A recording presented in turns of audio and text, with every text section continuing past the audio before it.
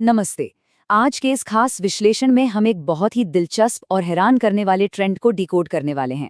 अचानक से हर तरफ ये बातें क्यों हो रही हैं कि भाई इस बार विदेश यात्रा टाल दो या फिर सोने की खरीदारी थोड़ी कम कर लो। वर्क फ्रॉम होम और पब्लिक ट्रांसपोर्ट के इस्तेमाल पर भी अचानक से बहुत जोर दिया जा रहा है। पहली नजर में ऐसा लग सकता है कि ये कोई लाइफस्टाइल सुधारने की टिप्स हैं या कोई सामाजिक सलाह है, लेकिन सच तो ये है कि इसके पीछे एक बहुत ही गंभीर मैक्रो इकोनॉमिक चेतावनी छिपी हुई है। आज हम इसी सस्पेंस से पर्दा उठाएंगे और समझेंगे कि कैसे हमारी रोजमर्रा की छोटी छोटी आदतों का देश की पूरी अर्थव्यवस्था और विदेशी मुद्रा भंडार से सीधा कनेक्शन है। तो आखिर सोने की खरीदारी और विदेशी ट्रिप्स पर ब्रेक लगाने की बात क्यों? मतलब किसी की डेस्टिनेशन वेडिंग टालना अचानक से कोई राष्ट्रीय प्राथमिकता कैसे बन गई? ये सवाल मन में आना बिल्कुल लाजमी है। दरअसल ये अपील हमारी सांस्कृतिक परंपराओं के खिलाफ नहीं है, बल्कि ये हमारी आर्थिक संरचना की एक बड़ी कमजोरी की तरफ इशारा कर रही है। ये सब कुछ देश के फॉरेक्स रिजर्व्स यानी विदेशी मुद्रा भंडार को सुरक्षित रखने की एक बड़ी कवायद है। संकट की जड़ें सतह से कहीं ज्यादा गहरी हैं। सच कहें तो ये कोई नॉर्मल फाइनेंशियल एडवाइस बिल्कुल नहीं है। ये एक सीधा सिग्नल है कि हमारे विदेशी मुद्रा भंडार पर इस वक्त भारी दबाव है। दुनिया भर में चल रहे जियोपॉलिटिकल टेंशन की वजह से ग्लोबल मार्केट में एक अजीब सी अनिश्चितता छाई हुई है।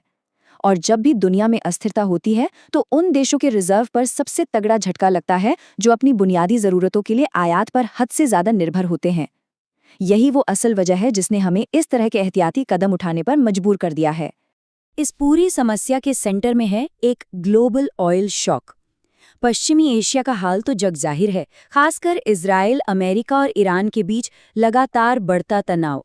इसका सीधा असर हॉर्मुज जलडमरू मध्य यानी स्ट्रेट ऑफ हॉर्मुज की सप्लाई चेन पर पड़ रहा है, जो दुनिया के तेल व्यापार का एक बहुत बड़ा रास्ता है।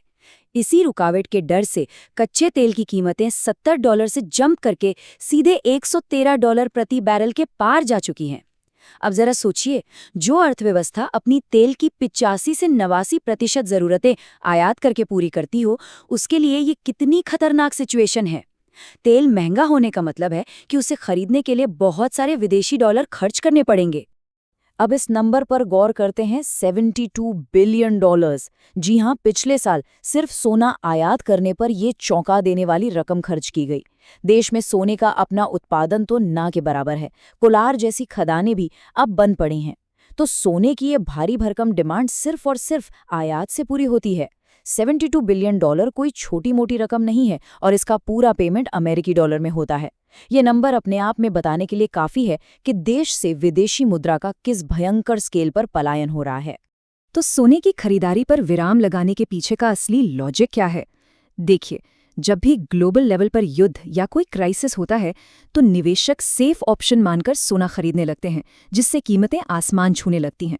ऐसे में अगर डोमेस्टिक लेवल पर भी अंधाधुंध सोना खरीदा जाए तो उसे आयात करने के लिए भारी मात्रा में डॉलर चाहिए होंगे। इससे हमारा करंट अकाउंट डेफिसिट बहुत ज्यादा चौड़ा हो जाता है।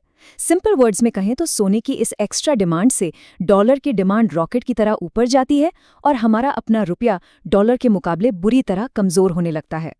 यहीं पर डेली कम्यूट और फॉरेन ट्रिप्स वाली बात आती है।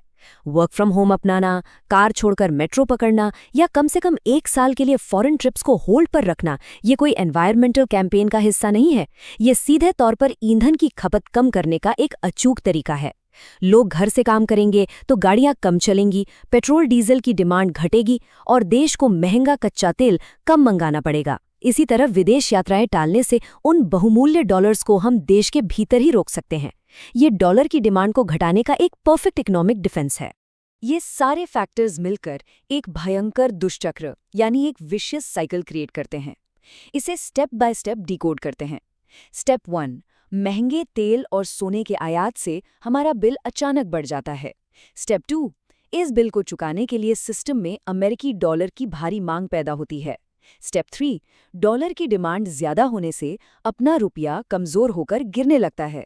और अब सबसे खतरनाक स्टेप 4, क्योंकि रुपया कमजोर हो गया है, अब हमें उसी तेल या सोने के लिए पहले से भी ज्यादा कीमत चुकानी पड़ेगी।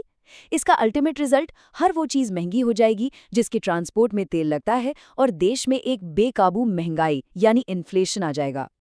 और बात सिर्फ सोने या पेट्रोल तक ही सीमित नहीं है। ये इम्पैक्ट सीधे हमारी रसोई तक पहुंचता है।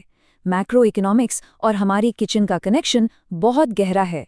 भारत में इस्तेमाल होने वाला पाम ऑयल और सूरजमुखी का तेल बहुत बड़े पैमाने पर आयात होता है। जब फॉरेक्स रिजर्व पर दबाव पड़ता है तो इन कुकिंग ऑयल्स का इंपोर्ट भी मुश्किल हो जाता है। इसीलिए बार बार कहा जा रहा है कि लोकल ऑप्शंस और घरेलू उत्पादों को अपनाएं, ताकि इन रोजमर्रा की चीजों के लिए भी विदेशी डॉलर पर हमारी निर्भरता कम हो सके। रसोई से निकलकर अगर खेतों की तरफ देखें तो वहां भी यही ग्लोबल शॉक महसूस हो रहा है। ग्लोबल सप्लाई चेन में आई रुकावटों की वजह से यूरिया और डीएपी जैसे इंपोर्टेड फर्टिलाइजर्स की कीमतें लगभग दोगुनी हो गई हैं। यही वजह है कि रासायनिक उर्वरकों का इस्तेमाल 50% तक कम करने का टारगेट रखा गया है।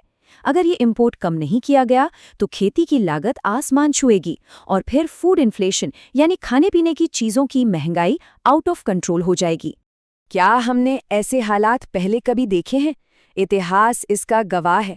1990 के दशक का वो बैलेंस ऑफ पेमेंट्स क्राइसिस याद कीजिए, जब आयात का बिल चुकाने के लिए मुश्किल से कुछ हफ्तों का रिजर्व बचा था, या फिर 2013 का करंट अकाउंट डेफिसिट क्राइसिस। आज जो ये लाइफस्टाइल बदलने की अपीलें हो रही हैं, वो दरअसल कोई पाबंदी नहीं है, ये एक प्रीएम्प्टिव स्ट्राइक है, यानी क्राइसिस आने से पहले ही उसे रोक देने का एक स्मार्ट रणनीतिक मूव। मकसद बिल्कुल साफ है, एक बड़े बैलेंस ऑफ पेमेंट्स क्राइसिस और इन्फ्लेशन को ट्रिगर होने से पहले ही ब्लॉक कर देना। तो क्या सिर्फ ये आदतें बदल लेने से काम चल जाएगा? नहीं, ये सब तो बस एक बैंडेड की तरह है जो हमें थोड़ा वक्त दे देता है। ट्रू एनर्जी रेजिलियंस यानी सच्ची ऊर्जा आत्मनिर्भरता के लिए हमें बड़े और परमानेंट स्ट्रक्चरल रिफॉर्म्स चाहिए होंगे। तेजी से रिन्यूएबल एनर्जी की तरफ शिफ्ट होना, इलेक्ट्रिक व्हीकल्स या ईवीज का विस्तार करना, पेट्रोल में इथेनॉल ब्लेंडिंग बढ़ाना और घरेलू ऊर्जा उत्पादन को बूस्ट करना, यही वो लॉन्ग टर्म उपाय हैं जो भविष्य में अर्थव्यवस्था को इस तरह के फॉरेक्स झटकों से बचा सकते हैं। तो आखिर में ये विश्लेषण एक बहुत ही गहरा सवाल छोड़ जाता है। क्या हमारी लाइफस्टाइल में किए गए ये छोटे बदलाव, जैसे 1-2 ट्रिप्स कैंसिल करना या सोना न खरीदना, ही फुल एंड फाइनल सोल्यूशन है, या फिर ये सिर्फ वो ज़रूरी मोहलत खरीद रहे हैं जिसका इस्तेमाल करके हमें अपनी अर्थव्यवस्था में पक्के और लॉन्ग टर्म सुधार करने चाहिए? ये सोचने वाली बात है, क्योंकि इसी जवाब पर फ्यूचर की इकोनॉमिक आज़ादी टिकी है। आज के इस विश्लेषण में हमारे साथ जुड़ने के लिए बहुत बहुत धन्यवाद।